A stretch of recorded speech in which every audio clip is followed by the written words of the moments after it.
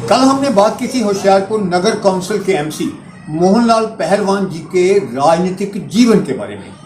आज लुधियाना सेज के इस एपिसोड में हम उसी बात को लेकर फिर चर्चा कर रहे हैं और ये भी चर्चा करेंगे कि मोहनलाल पहलवान जी ने अपना राजनीतिक कैरियर जो है वो 1979 में शुरू किया था।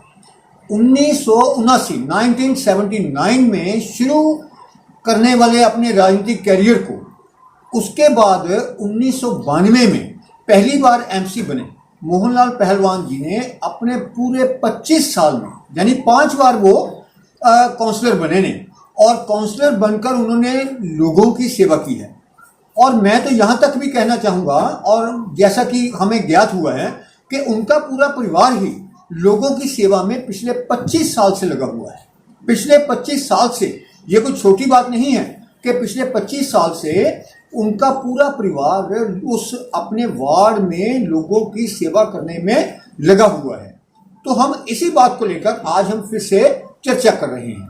तो मोहनलाल पहलवान जी ने हमारी उनसे बात हुई है तो उन्होंने हमें बताया कि उन्होंने 1998 में एक बार कांग्रेस पार्टी से अलग होकर, यानी उनकी जो बातें थी वो कांग्रेस पार्टी ने नहीं मानी और 1998 में उन्होंने अपना चुनाव कांग्रेस पार्टी के बिना, यानी आजाद उम्मीदवार के तौर पर चुनाव लड़ा और 2003 में फिर भी उन्होंने एज एन इंडिपेंडेंट कैंडिडेट के तौर पर चुनाव लड़ा।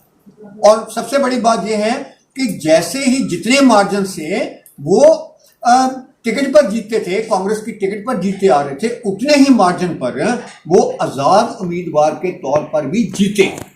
और साल 2008 में पहलवान जी के अनुसार वहां के जो होशियारपुर के जिला कांग्रेस कमेटी के प्रधान थे धर्मपाल सब्रवाल जी, उन्होंने उन्हें बुलाया और टिकट ऑफर की और टिकट पर उन्होंने फिर से चुनाव लड़ा और चुनाव लड़ने के बाद फिर से एक बार जीत हासिल की और 2015 में फिर से चुनाव हुए और ये चुनावों में भी मोहनलाल पहलवान जी ने फिर से एक बड़ी जीत हासिल की और अभी तक 2020 चल रहा है तो 2020 तक वो मौजूदा काउंसलर हैं। तो 5 बार काउंसलर बने, इसका अर्थ यह है कि लोगों का उन्हें प्यार बहुत मिल रहा है। चुनावों में लोगों का प्यार मिलना ये एक बहुत बड़ी राजनीतिक जीत होती है।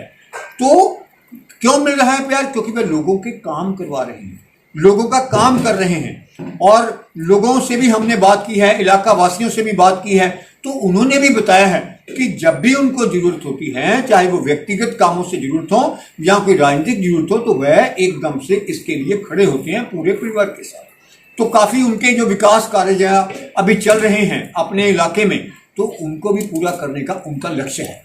तो हम पूरे इलाका वासियों को ये अपील करना चाहते हैं, वार्ड के लोगों को, कि इस बार फिर से वो चुनाव के मैदान में उतरे हैं अपनी वही विकास कार्यों के लक्ष्य को लेकर। जो विकास कार्य अभी अधूरे हैं तो उनको पूरा करने में आप लोग मदद कर सकते हैं। उनको इस बार भी एक बार, जो मैं पंजाबी च कहते ना कि एक बार फिर हमला मारिए, तो एक बार फिर से कोशिश करिए।